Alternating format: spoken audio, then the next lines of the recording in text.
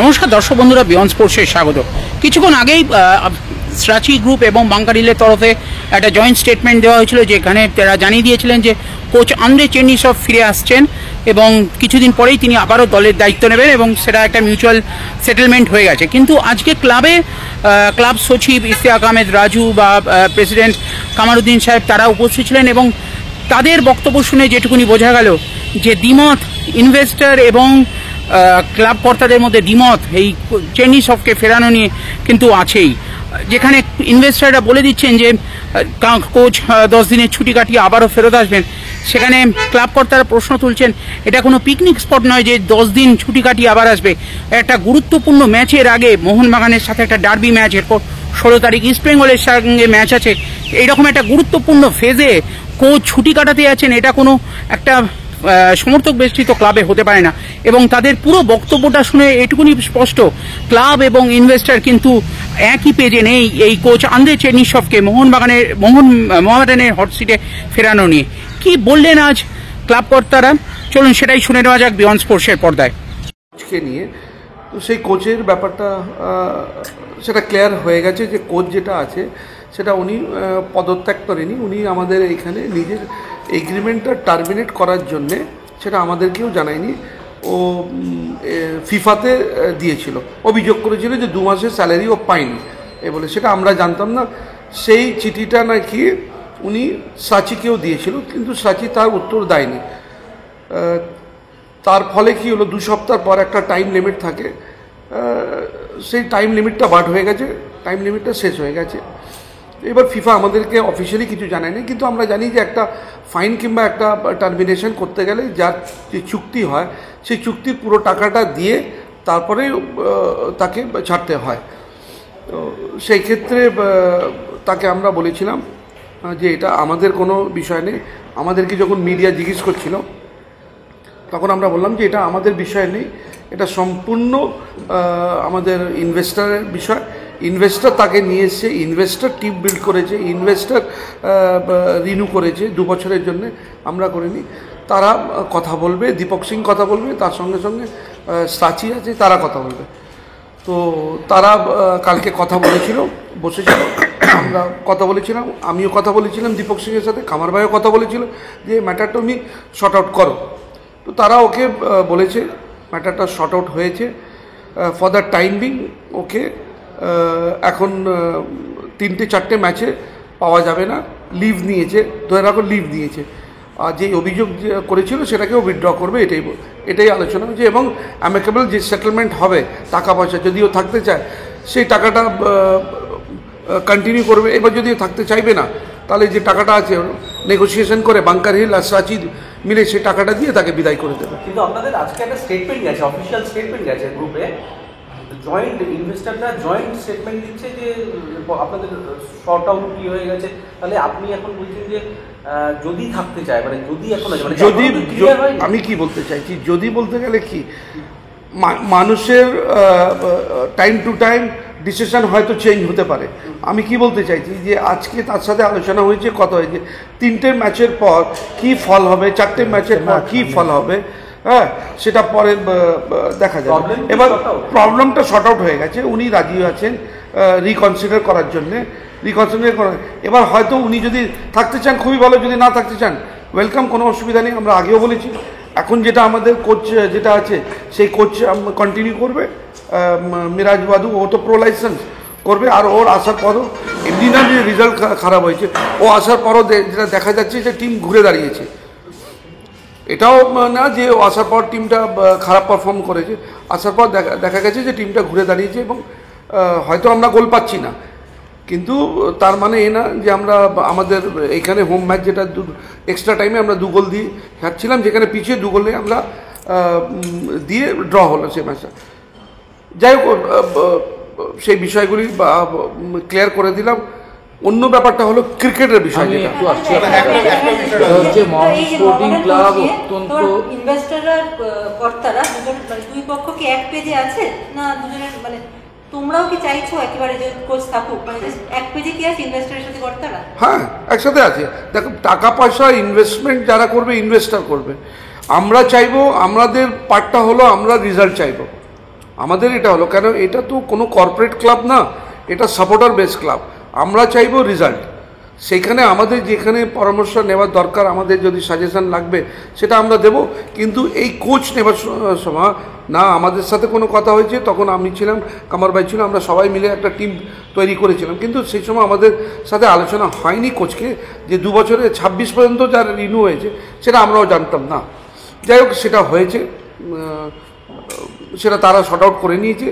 আমরা চাইছি যে যদি আসুক, রেজাল্ট যদি হতে গেলে কোনো অসুবিধা নেই, রেজাল্ট খারাপ হতে গেলে সমস্ত ক্লাব অফিসিয়াল দর্শক সবাই কথা তুলবে, আঙুল তুলবে কোচের উপরে। কিন্তু কোচ যদি আপনি যে ফিফার প্রসেসে যাচ্ছে, আপনারা বলছে আপনাদের কোনো দায় নেই, সত্যি আপনারা ঠিক করেন ইনভেস্টার, কিন্তু যদি আলটিমেটলি ক্লাবের উপরে আছে, ওই জন্যই তাকে রিকনসিডার করার জন্য আমরা বললাম, নাহলে আমরা বলতাম যে না করার দরকার নেই, ওই জন্যই আমরা বললাম। ঠিক আছে, রয়ে গেল ক্রিকেটের সমস্যা। আজকে কামার ভাইকেও জিজ্ঞেস করুন কি বলছে।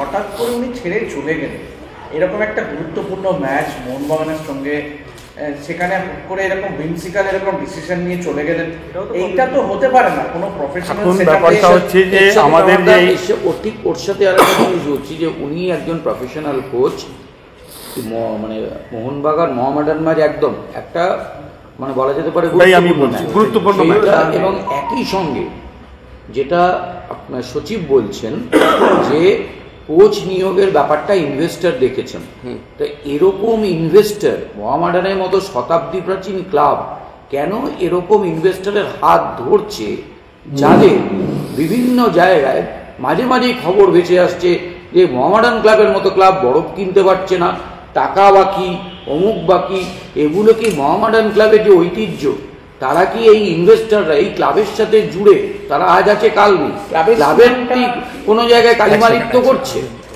এই আজকে যে প্রেস রিলিজ করার কোনো কথা ছিল না, কিন্তু যেহেতু দীপক আসছিল, ওর আসার কথা ছিল, তো আমার মনে হয় আমার দর্শকরা তাকিয়ে রয়েছে যে দীপকের সঙ্গে ক্লাবের সঙ্গে কী হয়েছে। লাস্ট 15 দিন থেকে অনেক উলট সব লেখালেখি এইসব করছে, এখানে এজিটেশন করেছে। ব্যাপার হচ্ছে এখন যে কোচ এই সময় যে পদত্যাগ করলো, এটা তো কোনো পিকনিক স্পট নাই, এটা ফুটবল খেলা আছে। আপনার যদি কোনো অসুবিধে আছে তো একদিনের মধ্যে অসুবিধে হয়ে যায়নি, এটা লাস্ট 3 মাস থেকে চলছে। এই সাডেনলি একটা ডার্বি ম্যাচের আগে এরকম করা, তারপরে ওর সঙ্গে যোগাযোগ করে সব ঠিক হয়ে গেছে, 10 দিনের ছুটি গেছে, তো প্লেয়াররাও যদি বলে যে কালকে আমরা 10 দিন 15 দিনের জন্য ছুটি যাব, খেলবে কেউ?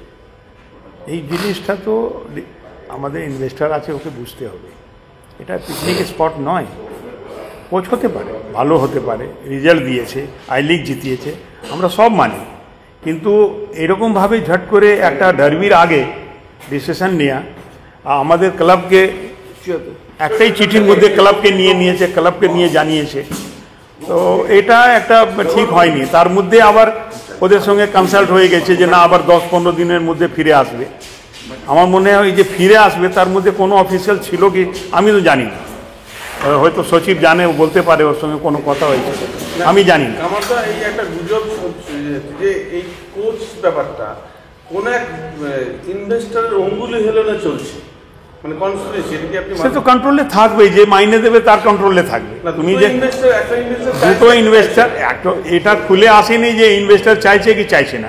এখন প্রেস রিলিজের মধ্যে কি বলছে, ওরা দুইজন বলছে যে 10 দিনের লিভ দিয়েছি, 15 দিনের জন্য লিভ দিয়েছি। আমাদের বক্তব্য একটাই হচ্ছে যে মাঠের মধ্যে এত বড় ম্যাচের আগে কোনো রকমভাবে লিভ হয় না।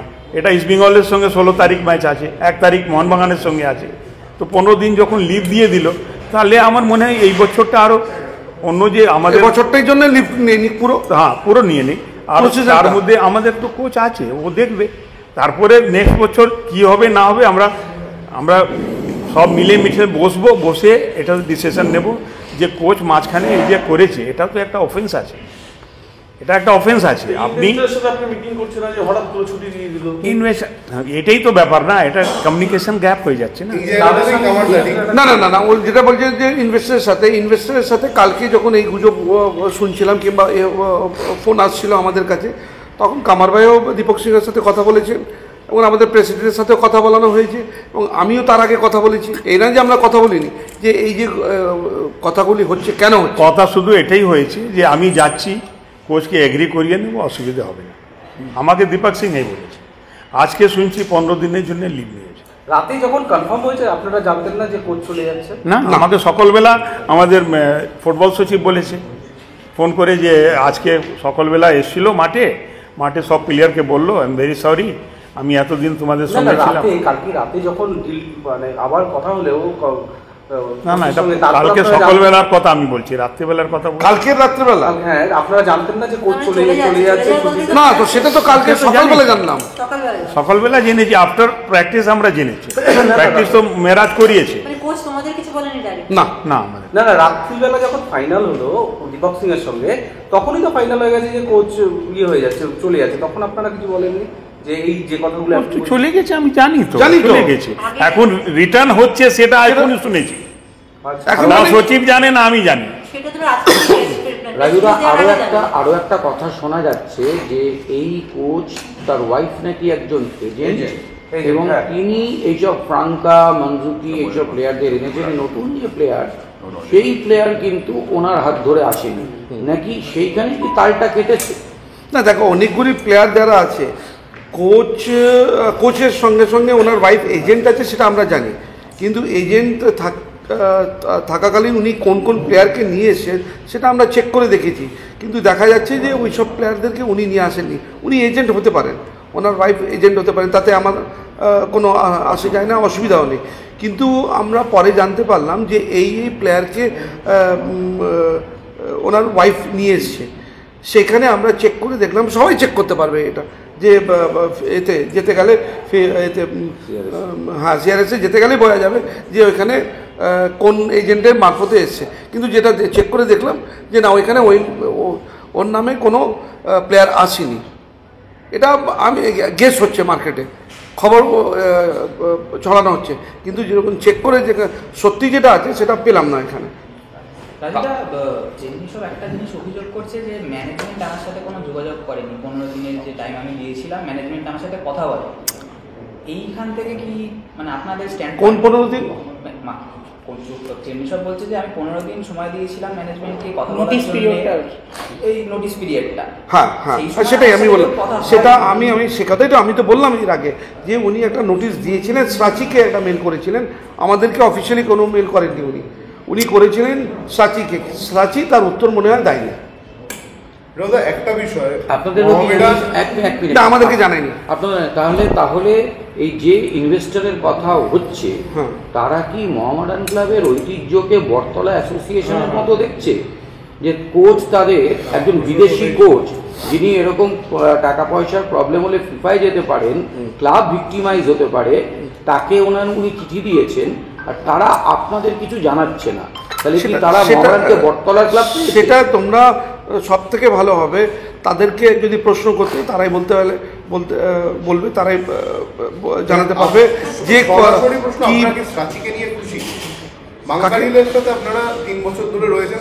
আমাদের সাচিকে নিয়ে যে কোনো ইনভেস্টার সাচি আসার পর থেকে এই যে টালবাহানা চলছে মোহামেডান ক্লাবের সাথে ইনভেস্টারদের মাইনে না পাওয়া বা যেগুলো চলছে, এটা কিন্তু সাচি ঢোকার পরে এই সমস্যাগুলো লাস্ট 3 বছরে কিন্তু এগুলো ছিল না মোহামেডান। দেখো, একটা জিনিস আমি বলছি, একটা প্রোপাইটারশিপ আর পার্টনারশিপ যখন হয় তাহলে দেখবে প্রোপাইটারশিপ একটা ইন্ডিপেন্ডেন্ট ডিসিশন নেওয়া হয়, তখন ফ্রিডম বেশি থাকে।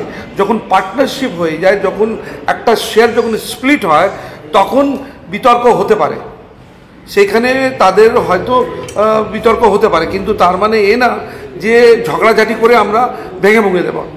আমরা চাই সাচি হোক, বাংকার হিল হোক, যে কোনো ইনভেস্টার হোক, ক্লাব ভালো করে চলুক, টিম ভালো করে খেলুক এবং কোঅর্ডিনেশন সমস্ত সাচি, বাংকার হিল এবং ক্লাব ম্যানেজমেন্টের সাথে সবাই মিলে যদি এটা হয়, আলোচনা করে যদি হয়, তাহলে আমার মনে হয় সব থেকে বেস্ট ক্লাব চলতে পারে। না 15 ডেজ হয়ে গেছে, 15 ডেজের হ্যাঁ, এখন যে আপাতত যে না কোনো আমরা সাচি কি বাংকার হিল কি আমরা আমাদের সাথে কারো কোনো অসুবিধা নেই। আমাদের 15 ডেজ হয়ে গেছে, একটা লোক একটা চিঠি দিল তারপরে সেই লগ্নিকারী সংস্থা আপনাদের কিছু জানালো না, মুক্ত ক্লাবের পড়ছে, আপনারা মিডিয়ার সামনে আসছেন, তাদের তো কেউ আসছেন। সেটা ঠিক আছে, তাদেরকে এখন আমরা সেটা জানতে পেরেছি, কালকে জানতে পেরেছি। আমরা তাদের সাথে বসবো, কি কারণে উনি উত্তর দেননি, কি কারণে উনি রিপ্লাই করেননি, সেটা ওনাদের সাথে কথা বলে আলোচনা করে আমরা নিশ্চয়ই আপনাদের জানাবো। এর মাঝখানে আপনাদেরকে আমি অনুরোধ করবো যে তাদের থেকে আপনারা যদি জিজ্ঞেস করেন তাহলে আমার মনে হয় আরও বেটার হবে, তারও ক্লিয়ারলি বোঝা যাবে। না, আসলে কামালটা বলছি যে এত স্বপ্নের একটা ট্রেন বানানো হলো, লাগাইটিভ চ্যাম্পিয়ন হলো, 3-4 বছরে কোশিক করলো, মানে এই মহামারার এমন অশান্তির বাতাবরণ, এটা কারণটা কি শুধু সাচি গ্রুপ আসার পর থেকে কিন্তু হচ্ছে? অ্যাকচুয়ালি এটা একজনকে দোষ দিয়ে উচিত হবে না। এখানে আজকে যে এই সিচুয়েশানটা তৈরি হয়েছে তার মধ্যে কিছু না কিছু সবাই একটু অংশ আছে। মিসকমিউনিকেশান বললাম না, মিসকমিউনিকেশান হচ্ছে, খবর ঠিক পাচ্ছে না, ওরা হয়তো মাঠের ব্যাপার খুব বুঝে না। রাঁচি কতদিন থেকে মাঠে আছে, বাংকার হিল না হয় 4 বছর থেকে আছে আমাদের সঙ্গে, তো এটা একটা মিসকমিউনিকেশান হচ্ছে। আদারওয়াইজ এখন যে ক্রাইসিসটা হয়েছে এটা নিয়ে কিন্তু ব্যাপারটা হচ্ছে আমাদের যেটা বুঝে নেওয়ার ব্যাপার আছে, সেটা তো আমাকে বুঝতে হবে যে আমার ওদের সঙ্গে 3 বছরের কন্ট্রাক্ট আছে। এবারে বাংকার হিল নিজের শেয়ারটা ডাইলুট করছে ওকে, তো যে শেয়ার ওকে ডাইলুট করছে তার কন্ট্রোলে ওই লোকটা থাকবে না। মডার্ন স্পোর্টিং ঠিক আছে 2 জনের সঙ্গে থাকবে, কিন্তু এখন যে ডাইলুট করছে ওকে, সে তো ওকে কন্ট্রোল করবে যে আপনি আপনার কমিটমেন্টটা ঠিক সময় মতন রাখছেন কি রাখছেন।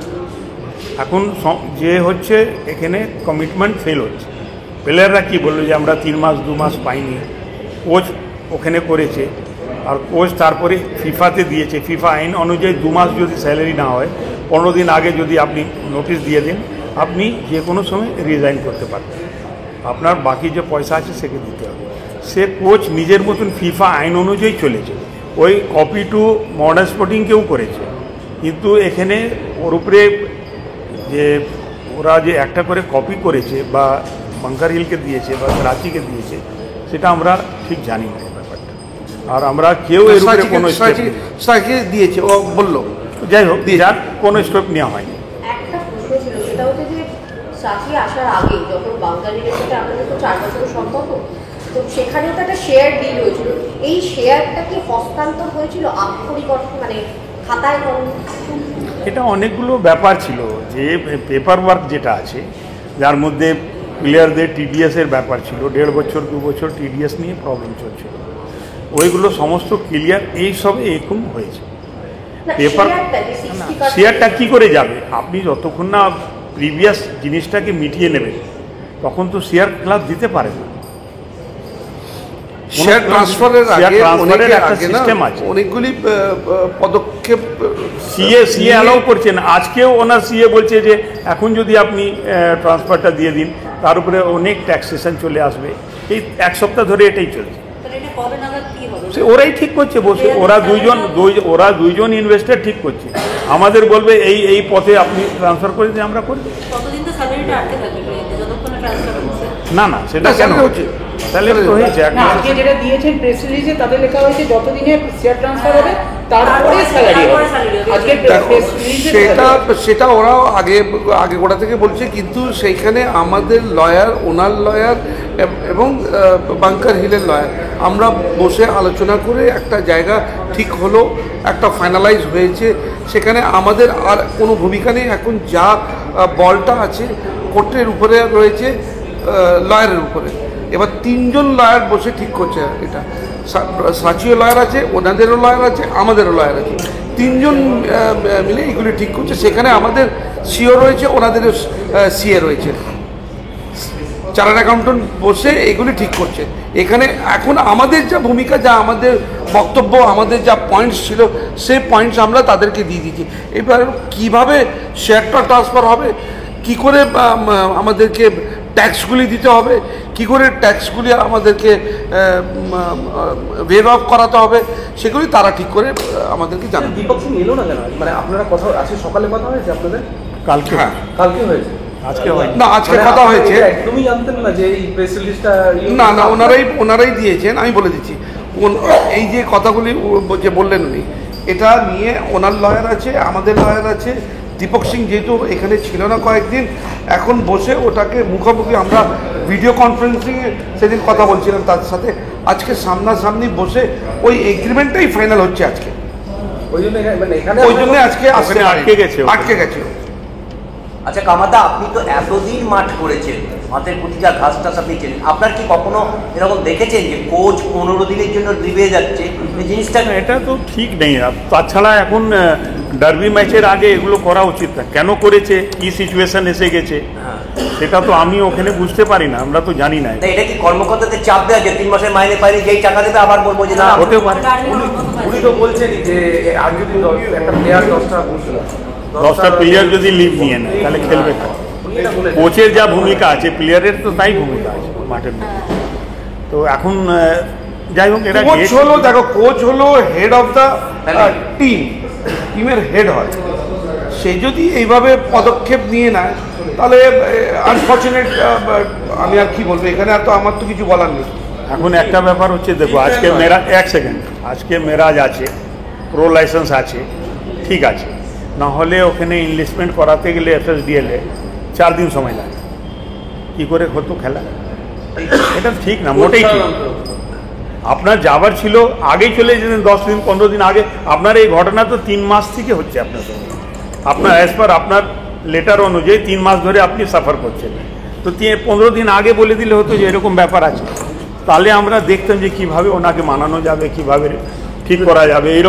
এরকম পরিস্থিতি কোচ সবসময়, সুভাষ দাস সময় প্রত্যেক সপ্তাহে সকালবেলা বলতো যে আমি রিজাইন করে দেবো, আবার গিয়ে ওটা ঠিক করতাম। আচ্ছা, আরেকটা